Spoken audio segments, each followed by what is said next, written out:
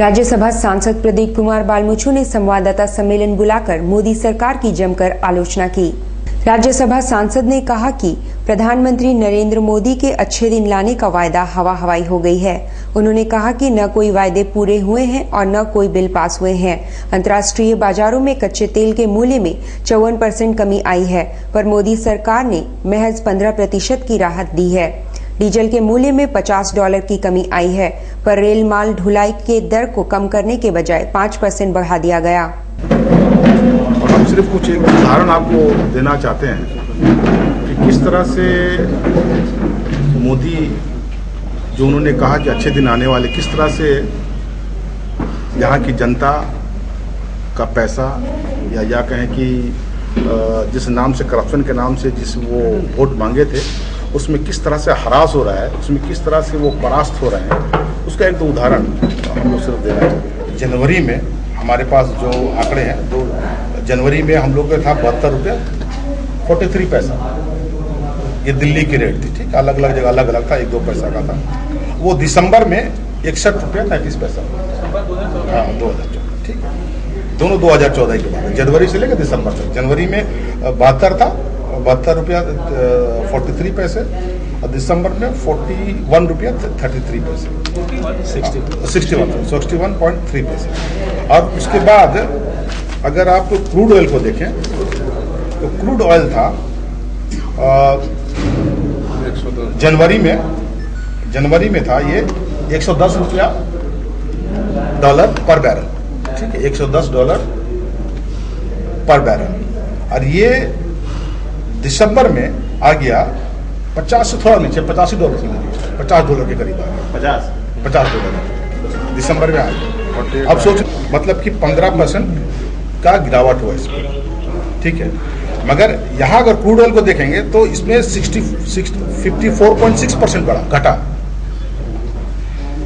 100 से 50 आ गया, तो मतलब कि अगर परसेंटेज में लीजिएगा तो 64.6% ये घटा मार्केट में। इसका दाम उतना घटा, मगर आप जो दाम करेंगे पब्लिक के लिए वो मात्र 15%।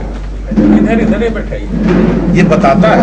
और तो और इसके बाद और भी लोड हुआ, आपको पता है कि आपका टैक्स जो वो बढ़ा दिया गया, वो अलग मार है। मेरे कहने का मतलब कि जिस तरह से अगर आपको जनता के हित में काम कर रहा है, तो अगर आपका क्रूड ऑयल, हम लोग तो मार्केट देखते थे, केंद्र सरकार थी, हमारी भी सरकार थी, मगर हम लोग देखते थे घटा तो घटा भाई, बढ़ा तो बढ़ा। मगर अब सोच लीजिए ये 54% घट रहा है वर्ल्ड मार्केट में, और आप सिर्फ मात्र 15% पेट्रोल का दाम यहाँ पर पब्लिक के लिए कम कर रहे हैं।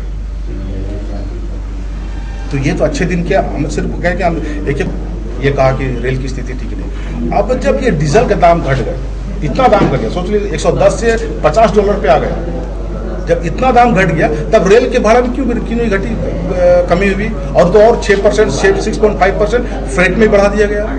अगर फ्रेट बढ़ेगा तो महंगाई बढ़ेगी, कहीं कोई भी सामान आएगा उसका दाम बढ़ेगा, उसमें ऐड होगा। इसलिए ये जो अच्छे दिन की बात कर रहे हैं। जेवीएम के नेता सूर्यकांत झा के पुत्र विशाल की राजस्थान में फोटोशूट के दौरान ऊंचाई से गिरने से मौत हो गई। गोलमुरी स्थित सूर्यकांत झा के आवास पर खबर सुनते ही मातम पसरा रहा। घर के वरिष्ठ सदस्य शव लाने राजस्थान रवाना हो चुके हैं। घटना के संबंध में बताया जा रहा है कि राजस्थान में एक पुराने खंडहर में ऊंचाई पर चढ़कर फोटोशूट करने के क्रम में विशाल ऊंचाई से गिर पड़ा था। प्रोजेक्ट करने के लिए राजस्थान, वहीं पर वो ऊपर से फोटो कर रहा था, वहाँ रेलिंग टूट गया और वो गिर गया। जब दिया हुआ है उसका पिताजी और 2 आदमी लाने के लिए।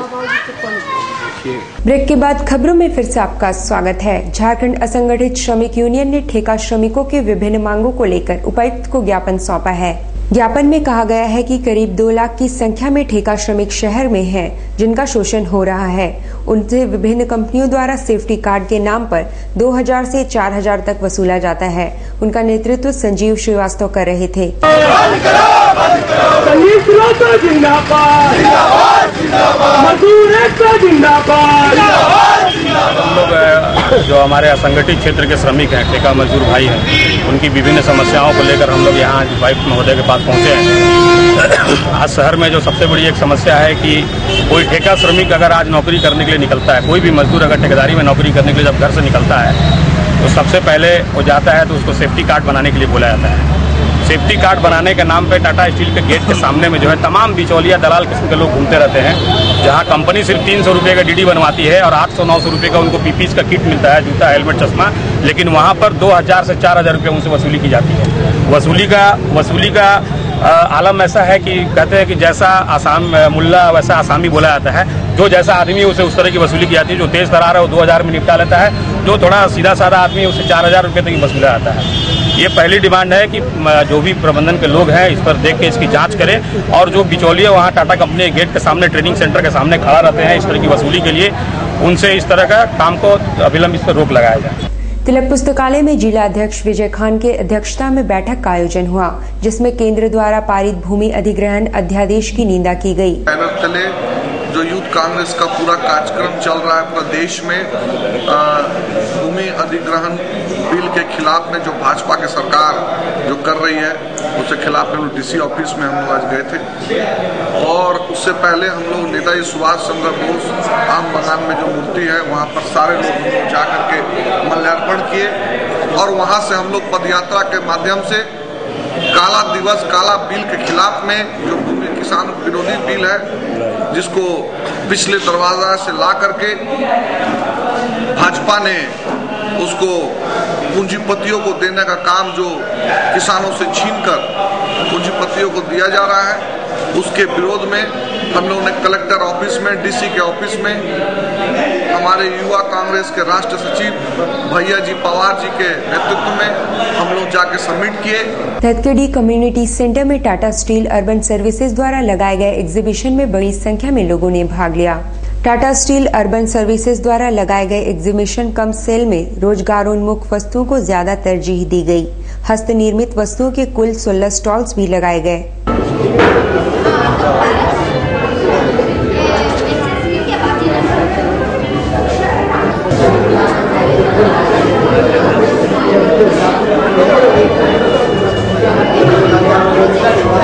सोलह स्टॉल लगे हुए हैं जो कि कारीगर और ओखाई के बैनर के तहत इसको सपोर्ट कर रही है urban services department Tata steel. और हमारा ये मकसद है कि यहाँ पे जितने जो लोकल कारीगर हैं, छोटे छोटे आर्टिजन हैं, खास करके महिलाएं, उनको हम एक प्लेटफॉर्म मुहैया कराए हैं ताकि उनके द्वारा बनाई गई जो चीज़ें हैं, जो हैंडमेड आइटम हैं, उनको ये इस मेले के माध्यम से या यूँ कहिए कि इस एग्जीबिशन के माध्यम से वो अपना प्रोडक्ट, अपने सामान यहाँ पे बेच सकें निःशुल्क। क्योंकि टाटा स्टील ये विश्वास करती है कि महिला सशक्तिकरण तभी हो सकता है जब हम उनको स्किल डेवलपमेंट करके उनको एक रास्ता दिखा पाएँ और कुछ उनके अर्निंग्स में उनकी जो मंथली कमाई है महिलाएं अपने आप स्वयं से कुछ अर्जित कर पाएं। बागबाजार चौक में श्री श्री 1008 हनुमान मंदिर का स्थापना दिवस मनाया गया। इस अवसर पर हरि कीर्तन का आयोजन भी किया गया जो 24 घंटे तक चलेगी।